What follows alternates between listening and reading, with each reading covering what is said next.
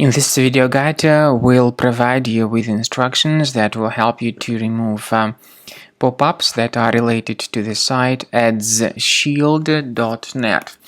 If you see these pop-ups by adsshield.net, do not ever interact with them.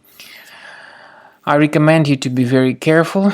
If you see these pop-ups by adsshield.net, do not trust them. They actually promote the unwanted browser extension.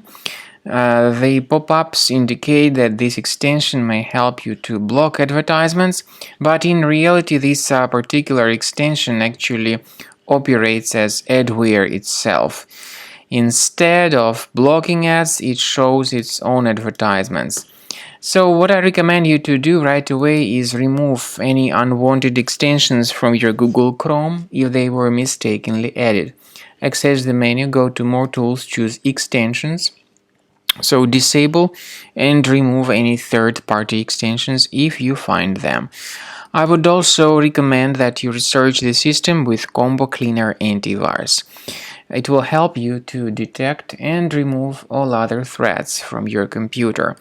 Please get Combo Cleaner on the official page combocleaner.com, download it, install it, and start researching your system with its help. After you successfully download and install Combo Cleaner, this is the way it looks like. By the way, Combo Cleaner is available both for Mac and for Windows computers.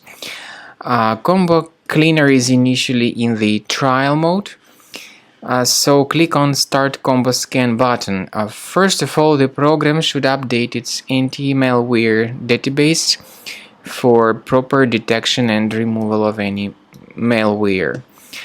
Even in the trial mode, there are certain free features. They are disk cleaner, big files, and duplicates.